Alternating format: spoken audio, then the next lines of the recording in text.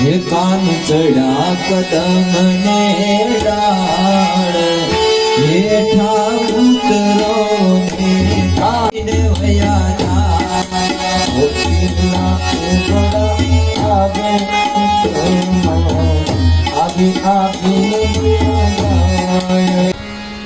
ભગવાન કૃષ્ણને ચરણોમાં વંદન કર્યું. તૃતીય દિવસના સત્રના આરંભ કર્યો.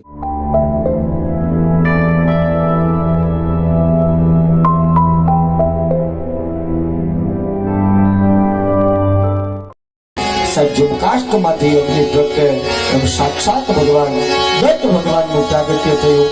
બોલીએ સુરત ભગવાન કી જય.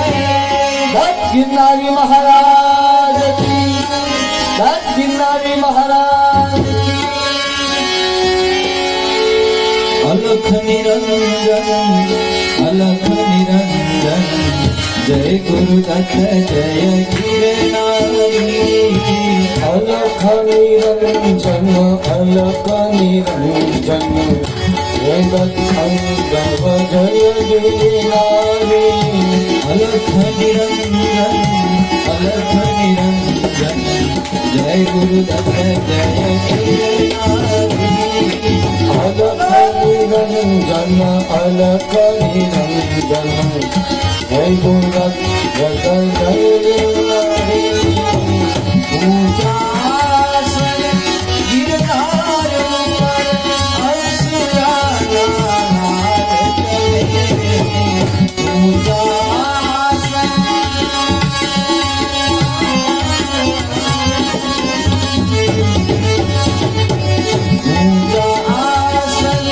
गिरनार पर असुराना नाद करे. दत्त दिगंबर अवधूत योगी. दत्त दिगंबर अवधूत योगी. अजर अमर गुरु अवतारी. अलख निरंजन अलख निरंजन जय गुरुदत्त जय गिरनारी. अलख निरंजन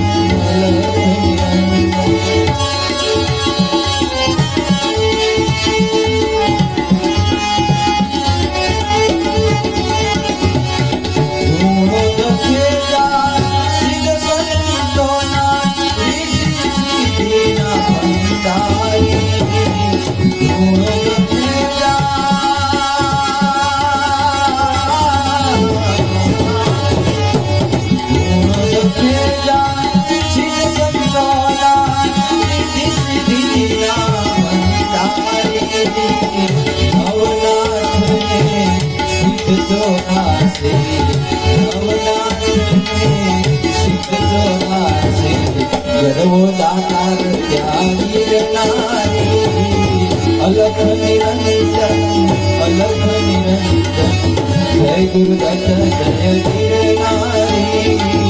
अलख निरंजन अलख निरंजन जय गुरुदत्त जय गिरनारी.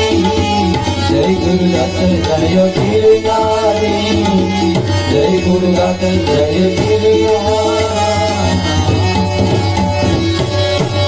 દત્ત ગિરનારી મહારાજ કી. મનુ મહારાજની નમઃ પાર્વતી પતયે હર હર મહાદેવ. બિરાજમાન તમામ ભક્તોના હૃદય કમળની અંદર બિરાજમાન આત્માને વંદન. સર્વવાલા ભક્તોને મારા જય શ્રી કૃષ્ણ, જય માતાજી, જય સ્વામિનારાયણ, જય ભોળાના મહાદેવ. ઓમ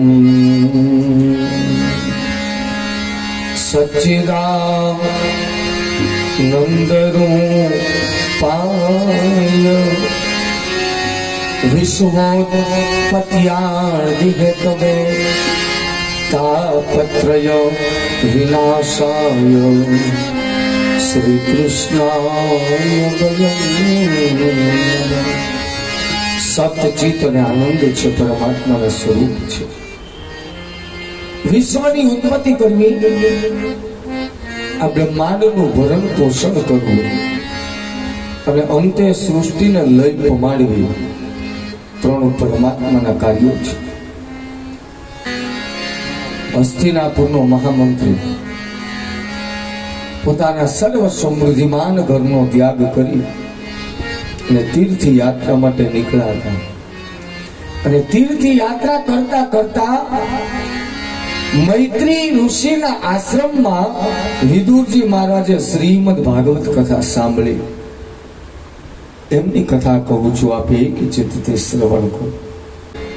કાંઈક ભોજનની વ્યવસ્થા કરો. ભગવાન કહે છે કે ઉદ્ધવ, એક મારે પરમ ભક્ત છે, અનેક વર્ષોથી મારી રાહ જોવે છે. આજ એમનું આમંત્રણ છે એ સ્વીકારી ચૂક્યા છે. વિદુરને આંગણે જવાનું છે. સર્વ સમૃદ્ધિમાન ઘરનો ત્યાગ કરી વિદુરજી મહારાજ ઘેર આવ્યા. દેવી સુલભા રાણી પૂછે છે કે ભગવાન દ્વારકેશના દર્શન થયા કે નહીં? નહીં દેવી, બહુ ભીડ છે. દ્વારકાના દર્શનની અપેક્ષા બહુ હતી, પણ વધારે ભીડને કારણે એમના દર્શન ન થઈ શક્યા. અને આ બાજુ અખંડ બ્રહ્માંડનો નાયક દ્વારકેશ ડગમગ કરતા ઉદ્ધવજી સાથે છે અને પોતાના નિજ ભક્તના દર્શન કરવા માટે તત્પર થયા છે. જેટલો જીવાત્મા પરમાત્માને મેળવવાની ઝંખના કરે ને એટલી વધારે ઝંખના પરમાત્માને નિજ ભક્તને પ્રાપ્ત કરવાની હોય છે.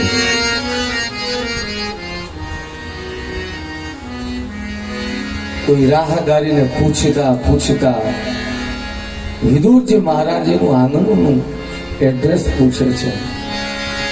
કોઈ રાહદારી કહે છે દૂર જે પર્ણકુટિકા છે એ જે પર્ણકુટિકા વિદુરજી મહારાજની છે. ખંડ બ્રહ્માંડનો નાયક દ્વારકેશ અને ઉદ્ધવજી મહારાજ પધાર્યા છે. વિદુરના દ્વાર પાસે દ્વાર ખખડાવ્યા.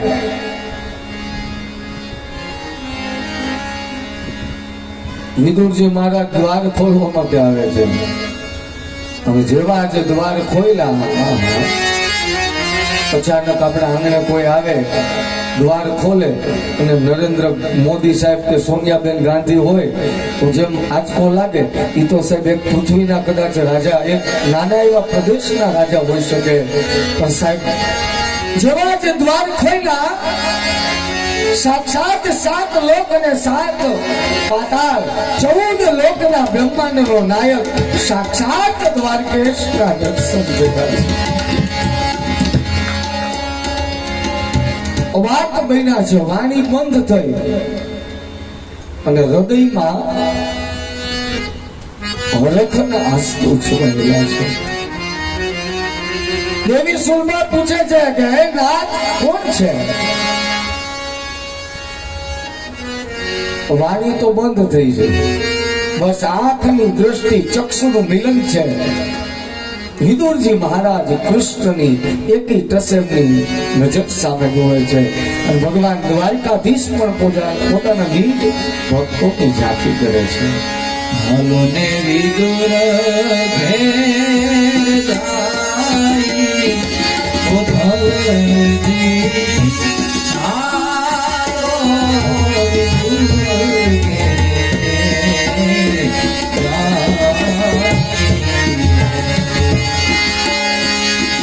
બંસીનો રોટલો ને કાંદળિયાની વાળી, બંસીનો રોટલો કાંદળિયાની વાળી,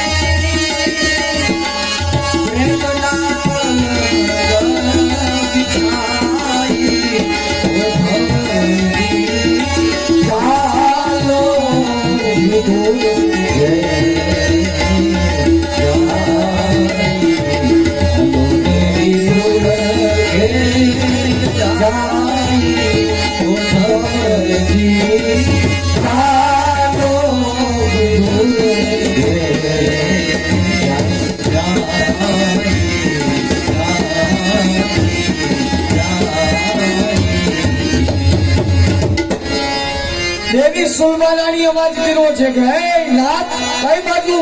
અરે હે દેવી જો તો ખરા આજ આપણે આંગણે કોણ પધાર્યા છે?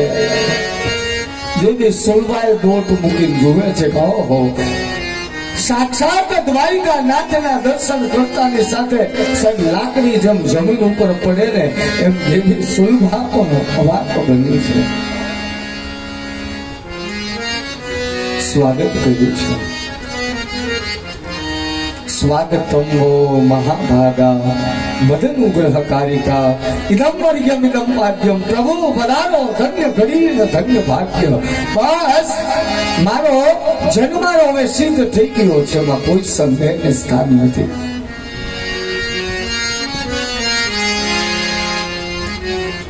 જગતનું ભરણ પોષણ કરનારો આજમાં સુલભા પાસે માગણી કરે છે કે હે દેવી આ દુર્યોધન માયનો નહીં અને સવારનો બહુ ભૂખ લાગી છે. હે દેવી કઈક ભોજનની વ્યવસ્થા કરો.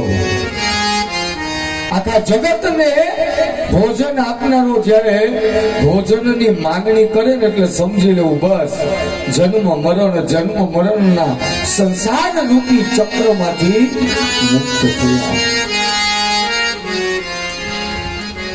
રાજ બરોબરની કસોટી છે દેવી સુલભા દેવી.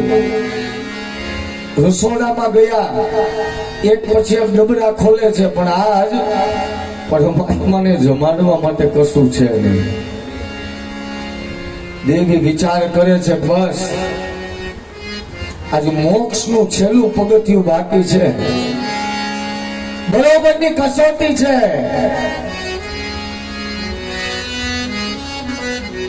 પણ કરવું શું?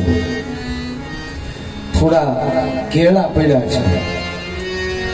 કદલી ગર્ભ સંભૂતમ કેળા હાથમાં લઈ અને દોટ મૂકી છે દેવીએ.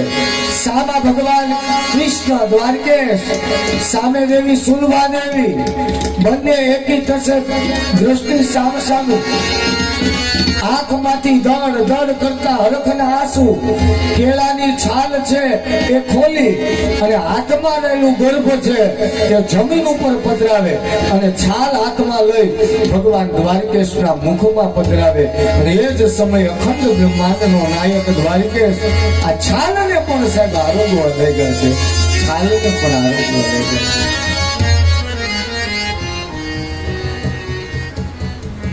પ્રેમની અતિશયોક્તિમાં ભાન રહી નહીં શું ભોજન કરાવું છું, પણ પરમાત્મા પણ ભાવના ભૂખા છે.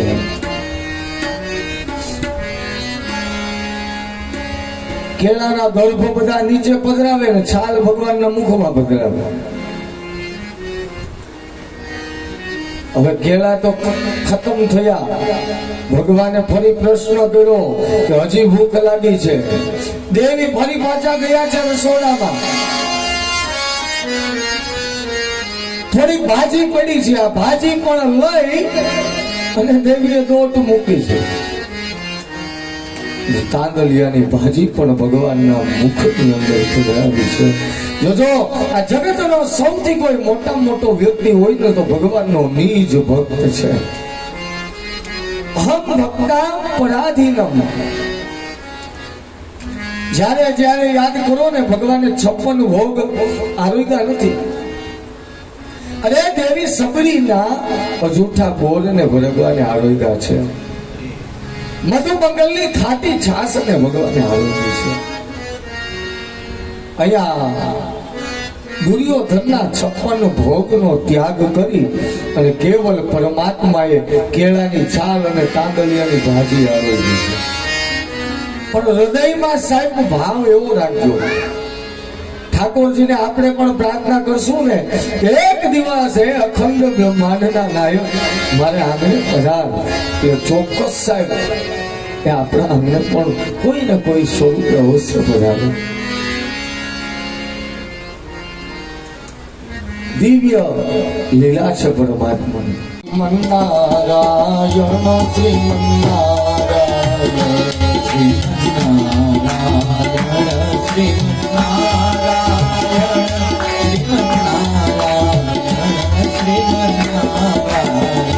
શ્રીમન્નારાયણ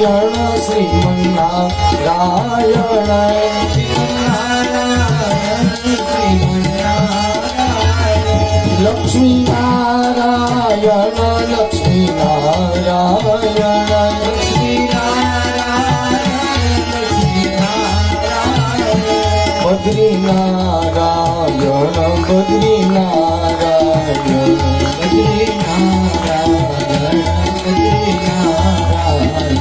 શ્રીમન્નારાયણ શ્રીમન્નારાયણ શ્રીમન્નારાયણ શ્રીમન્નારાયણ શ્રીમન્નારાયણ યથા ચતુર્મુખો બ્રહ્મા સ્વર્ગલોક પિતા મહા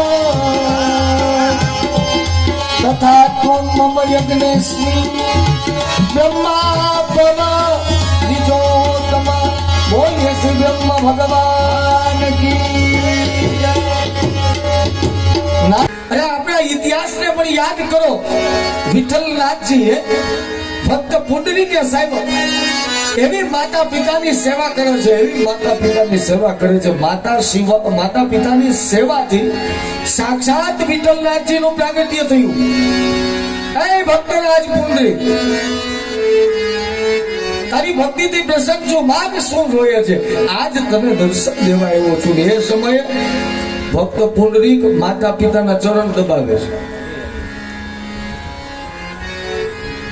હે પ્રભુ, તમે આવ્યા એ તો મને હરખની વાત હરખ સમાતો નથી, પણ જો તમારે દર્શનની દેવાની અપેક્ષા હોય તો તમારે રાહ જોવી પડશે. કારણ કે અત્યારે હું મારા માતા પિતાની સેવામાં છું. તમારે જો દર્શન આપવા હોય તો ક્ષણ વિરમ્ય એક બાજુમાં ઈંટ પડી છે, આ ઈંટ હાથમાં લઈ અને વિઠ્ઠલનાથજીના ચરણોમાં પધરાવી છે. આ ઈંટને તમારા પગનો ટેકો આપો. આ ઈંટને પગનો ટેકો આપો. હું દર્શન કરવા માટે માતા પિતાની સેવા કરું ત્યાં સુધી રાહ જોવો. યાદ કરજો સાહેબ, આજ પણ વિઠ્ઠલનાથજીના દર્શન કરવા જજો. ભક્ત પુંડરીકને દર્શન કરવા માટે ભગવાન વિષ્ણુએ સાક્ષાત વિઠ્ઠલનાથજી એક ઈંટ ઉપર પગ રાખી અને ભક્તની રાહ જોવે છે. અરે આચાર્ય ચાણક્યની આત્મકથા વાંચજો. જયારે 7 વર્ષનું બાળક આચાર્ય ચાણક્ય ભોજન કરવા માટે બેઠા છે, મુખમાં છે ને એક સુવર્ણ રેખા એટલે કે દાઢી જેવો દાંત હોય ને એ મહાન વ્યક્તિ થવાનું સૂચન કરે છે. માએ ચાણક્યના મોઢામાં દાંત જોયું. માએ ચાણક્યના મોઢામાં દાંત જોયું ને એટલે આંખમાંથી સબ દોડ દોડ કરતી માની આંખમાં અશ્રુની ધારા છે. આચાર્ય ચાણક્યના મુખની અંદર જ્યાં દાડમી જેવો દાંત જોયો ને માની આંખમાંથી દડ દડ કરતી અશ્રુની ધારા વહેવા લાગી. નાના ચાણક્ય માની આંખમાંથી આંસુ લૂવે છે. માં, તમારી આંખમાં આંસુનું કારણ? બેટા, તારા મુખની અંદર સુવર્ણ રેખા છે, દાડમી જેવો દાંત છે, પણ એનાથી થાય શું કે તું બહુ મોટો વ્યક્તિ થવાનો છો. એ માં, જો હું બહુ મોટો વ્યક્તિ થવાનો હોય તો તારે તો હરખાવું જોઈએ, આનંદ થવો જોઈએ કે મારો દીકરો બહુ મોટો વ્યક્તિ થવાનો છે. અરે માં કહે છે કે બેટા, મારી આંખમાં આંસુ એટલા માટે છે કે જેટલા જેટલા દીકરા મોટા થયા ને એ પોતાના માવતરને ભૂલી ગયા છે, એટલે મારી આંખમાં આંસુ છે. એ જ સમયે સાહેબ ચટણી વાટવાનો પથ્થર એક હાથમાં લીધો છે. આચાર્ય ચાણક્યની આત્મકથામાં લખ્યું છે. ચટણી વાટવાનો પથ્થર લઈ અને મુખની અંદર મુષ્ટિના પ્રહાર કરવા લાગ્યા. આ દાડમી જેવો દાંત છે એને તોડી અને માના ચરણોમાં આપ્યો છે કે મારા ને તારી જો મારી અને તારા પ્રેમ વચ્ચે જો આ દાંત હોય ને તો મારે મોટું વ્યક્તિ નથી થવું, મારે તો મારા પ્રેમની લાલસા છે. અને ત્યારે માએ આશીર્વાદ આપ્યા કે હે બેટા, અત્યાર સુધી તો મને શંકા હતી કે તું મહાન વ્યક્તિ થાઈશ કે નહીં થા, પણ આજ આ તારું દ્રશ્ય જોતા મને એટલું એક માં તને આશીર્વાદ આપે છે કે આ જગતમાં તને મોટો વ્યક્તિ થવા માટે કોઈ ન અટકાવી શકે. જા, આ એક માના આશીર્વાદ છે.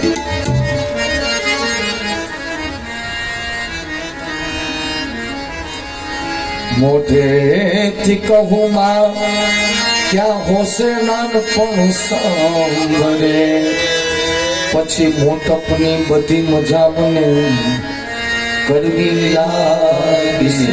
અરે સાહેબ, દ્વારિકાનો નાથ કૃષ્ણ પણ જે દી માં યશોદા જે દિવસે યાદ આવી છે ને, એક રાત્રિ એક કલ્પ જોડી ગઈ છે. માં યશોદા માટે માત્ર ને માત્ર માં યશોદા માટે રહ્યા છે ભગવાન દ્વારકાનો નામ. અને ભગવાન પણ જોજો, જેટલા રામકૃષ્ણ પૂજાણા ને એટલા વામન ને ઋષિ પૂજાણા નથી. કારણ કે કોઈ સંતે તો કીધું કે રામ અને કૃષ્ણ માનવ ઉદરમાંથી પ્રગટ થયા છે, માટે રામકૃષ્ણ એટલા પૂજાણા છે. કોઈ કવિ પણ સુંદર કહે છે કે જે મસ્તી હોય છે આંખોમાં, જે મસ્તી હોય છે આંખોમાં તે સુરાલયમાં હોતી નથી. જે મસ્તી હોય છે આંખોમાં તે સુરાલયમાં હોતી નથી. અમીરી કદી અંતરમાં હોતી નથી. શીતળતા પામવાને હે માનવી તું દોટ કા મૂકે. જે મસ્તી હોય છે આંખોમાં તે સુરાલયમાં હોતી નથી. અમીરી કદી અંતરમાં હોતી નથી. શીતળતા પામવાને હે માનવી તું દોટ કા મૂકે. કારણ જે મસ્તી હોય છે મા બાપની ગોદમાં તે સાહેબ હિમાલયમાં હોતી નથી, તે હિમાલયમાં હોતી નથી. ખૂબ વડીલોને સાથે જોશે. બસ એક આપણા ઘરના વડીલો જો સુખી હશે ને, બીજું કાંઈ ધર્મ કરવાની આવશ્યકતા નથી. આપણા ઋષિકુમારો કહે છે નિત્ય એમને પગે લાગજો. સવારે ઉઠીને રોજ માવતરના આશીર્વાદ લેવા જોઈએ. ખાલી બેસતા વર્ષના દિવસે જ નહીં, હવે તો પગે લાગવાના બેસતા વર્ષમાં 200 થાય તો પગે લાગવું, આવી તો સતત કરવામાં આવે.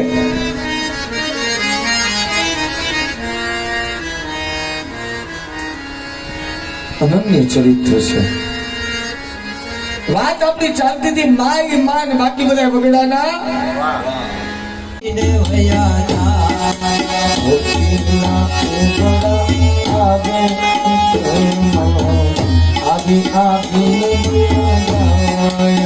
હરે કળિયુગમાં ત્યારે મને મળશે સીતા ને શ્રી રામ.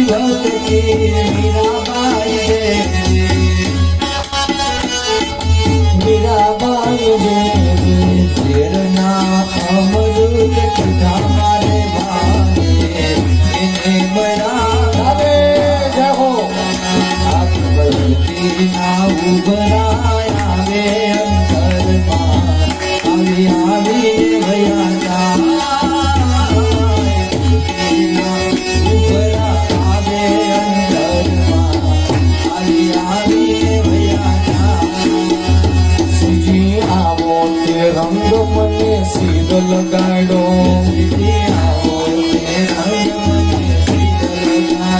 શ્રીજી આવો તે રંગ મને સીધ લગાડો.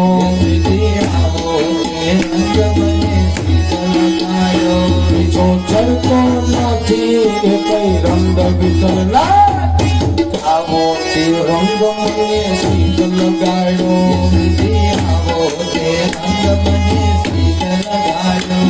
તો વજમાં કહીને મારું મન મોયું, ભૂતો વજમાં કરીને મારું મન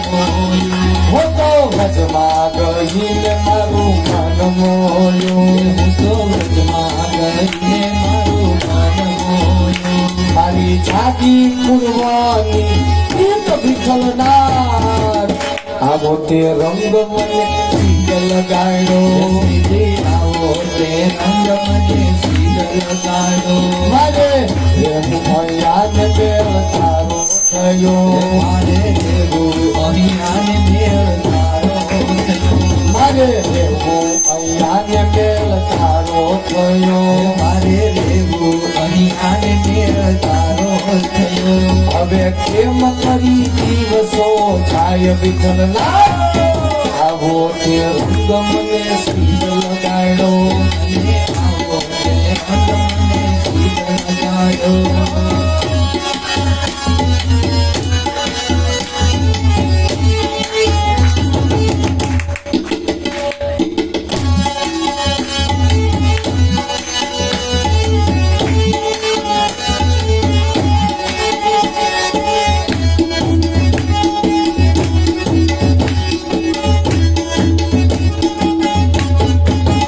મને લઈ જાને તારી સતા આના વિના નથી જાને તારી સત્તા તારા વિના ગમતો નથી મને આવે છે બહુ તારી યાદ તારા વિના નથી મને આવે છે તારી બહુ યાદ તારા વિના ગમતું નથી હે કાન ચડા કદમ ને ડાળ હેઠા ઉતરો ને રાખ જંબને ચાલ હેઠા ઉતરો ને ચડા કદમ ને ડાળ હેઠા ઉતરો ને રાખ જંબને ચાલ હેઠા ઉતરો ને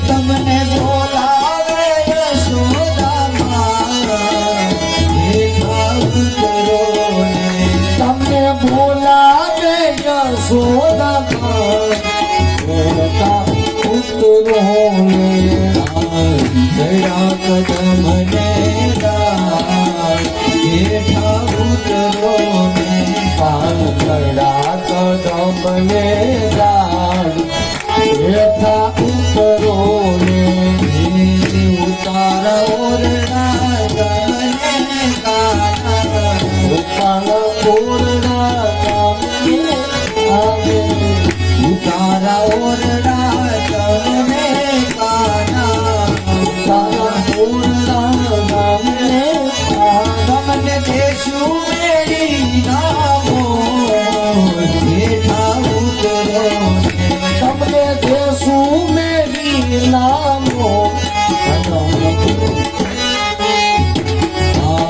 જડા કદમ ને ડાળ હેઠા ઉતરો ને કાનડા કદમને દાડ હેઠા ઉતરો ને ભોજન લાપસી તમને કાના ભોજન લાપસી જમજે ખાના ભોજન લાપસી તમને કાના ભોજન લાપસી જમજે ખાના તમને દેશું